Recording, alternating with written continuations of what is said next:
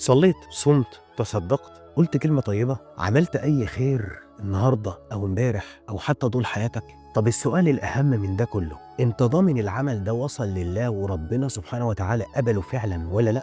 طب يا ترى إيه الميزان الحقيقي اللي بيوزن بيه ربنا سبحانه وتعالى أعمالنا؟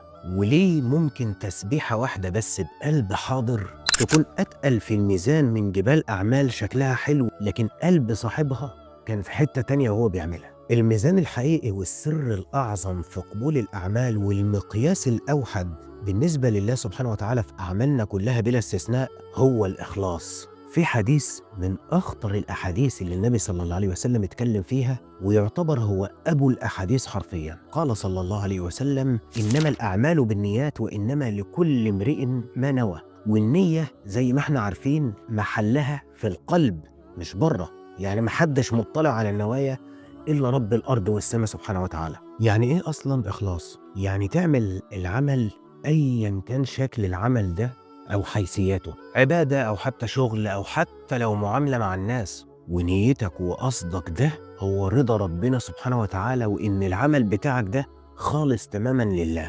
والمقصد من كلامي ده إن إحنا ممكن نغفل في المعاملة عن حاجة. أنا مثلاً هعامل ابني، فبعامل ابني كويس علشان أنا بحب ابني. طب ما تيجي نعملها بمعادلة تانية أو بمنظور تاني في مكسب أكبر لينا. إيه رأيك لما أنا أعامل ابني معاملة كويسة علشان خاطر ربنا أمرني أصلا إن أنا أعامله معاملة كويسة، فأقوم أنا أبقى كسبت ابني وأبقى كسبت رضا ربنا سبحانه وتعالى. وصلت بيك الفلسفة بتاعت المعاملات ممكن تبقى بسيطة أوي إزاي وتاخدها في صالحة وتبقى بونت في الميزان بتاعك يوم القيامة. بتبقى بتعمل العمل ده وانت بتبتغي وجه ربنا سبحانه وتعالى ورضاه فقط لا غير، دون اي شيء اخر جنب رضا ربنا. لا طمعان بقى لا في منصب ولا في شهرة ولا في كرسي ولا في مال ولا في اطراء من اي مخلوق على وجه الارض. انا لله فقط لا غير. مش بتعمل علشان تقول الناس عليك ده ما شاء الله، ده شاب راجل، ده شاب محترم، ده شاب مجتهد، ده راجل بيتقي ربنا، ده راجل شهم. فكك من الكلام ده كله يا صاحبي، لان صدقني اقسم بالله ما بيوصل لاي شيء خالص. اللي بيوصلك لكل شيء مش لأي شيء هو رضا ربنا سبحانه وتعالى في إنه ينظر لقلبك يلاقيك بتتعامل المعاملة دي علشان ترضيه. قلبك بيبقى نضيف ووجهتك واحدة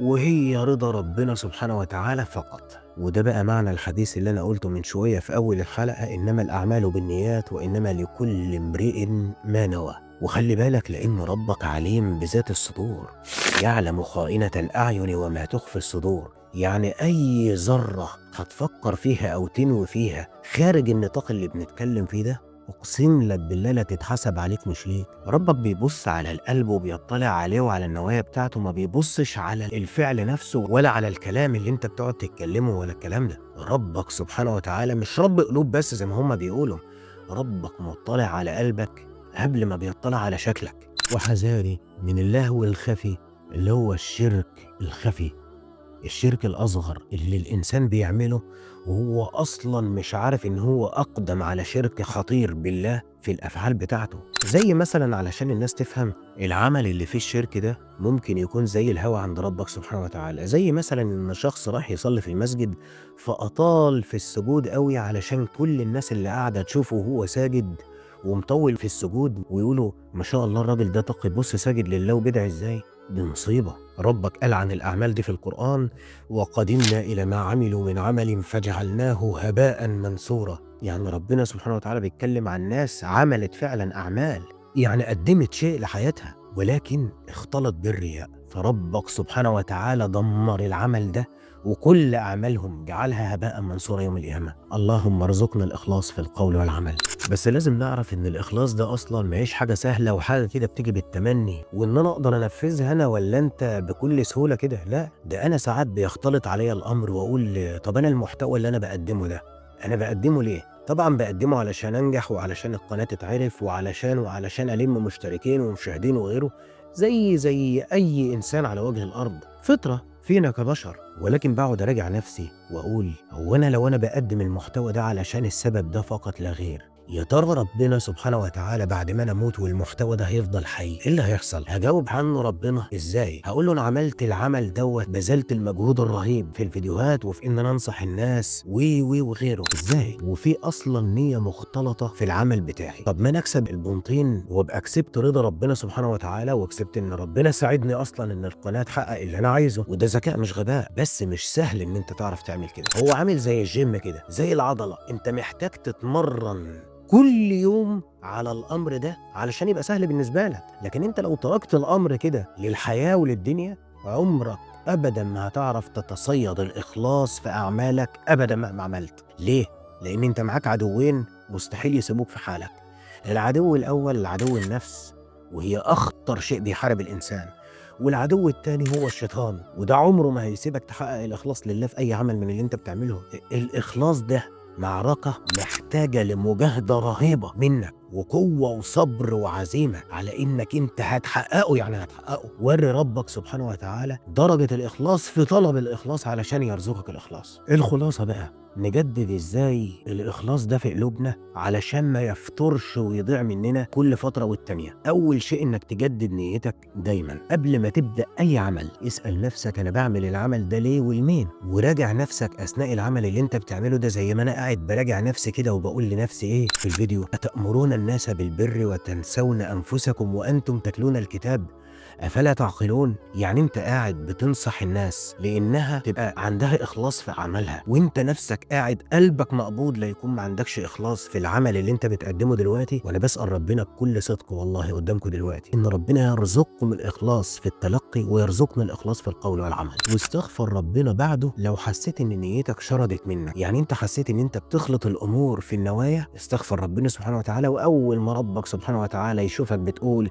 اللهم إني أعوذ بك من أن أشرك بك شيئا أعلمه وأستغفرك مما لا أعلمه، تأكد يقينا إن ربك سبحانه وتعالى اللطيف الرحمن الرحيم هيغفر لك الرياء اللي حصل ده أو الشرك الأصغر اللي أنت مش حاسس بيه ده، بدام أنت اعترفت بيه لله. تاني حاجة أنصحك بيها بقى، اعمل في السر. يعني أنا عارف إن ربنا سبحانه وتعالى قال في القرآن وأنفقوا سرا وعلانية. يا سيدي خليك في السر، علشان العلانية في اليومين دول مصيبة سودة وبتجر قلوبنا لطرق إحنا أصلا مش قدها. ركز على ربنا، وعاهدني انك تركز على ربنا من النهارده مش على الناس. ما تحطش للناس اي اعتبار، وانت ربنا يكبر اعتبارك في قلوبهم وفي عقولهم اكتر مما تتمنى. الناس اصلا لا بتملك لك ضر ولا نفع، وان رضا الناس ده غايه مستحيل توصل لها اصلا. لكن رضا ربنا سبحانه وتعالى هي الغايه والله العظيم السهله جدا اللي تستاهل 1000 سنه مجاهده منك في انك انت تبقى مخلص لله في اعمالك كلها. ادعي ربنا سبحانه وتعالى كتير قوي، قل له اللهم ارزقني الإخلاص، اللهم ألهمنا الإخلاص. زي ما قلنا في حلقة الصبر، دعائك لله وتضرعك لأنه يرزقك شعور معين زي الصبر أو الإخلاص أو اليقين أو التقوى، كل دي أرزاق. ادعي ربنا سبحانه وتعالى بالرزق ده وشوف هينفذ لك ولا لا. راقب نيتك في صلاتك، في صداقتك، في شغلك، في أعمالك، في كل شيء بتعمله مع البشر والتعاملات. راقب أخلاقك ودينك، راقب حواسك، راقب كل شيء لحد ما تحقق الإخلاص جوه قلبك. أول ما قلبك يتمكن منه الإخلاص، جوارحك كلها هتنفذ زي ما تكون سايق عربية بالظبط. اول شهرين 3 بيطلع عينيك علشان تعرف تتعلم، ولا اول شهر؟ بعد كده بتبص تلاقي نفسك قاعد سايق من غير ما تفكر اصلا. ليه؟ لان مخك اتبرمج اصلا على السواقه، برمج مخك على الاخلاص وقلبه عاده عندك. هتبص تلاقي جوارحك كلها مصدقه. واعرف ان عمل قليل جدا بإخلاص كبير أعظم 100,000 مرة من عمل كبير قوي بإخلاص مش موجود فيه. وأشوفك على خير.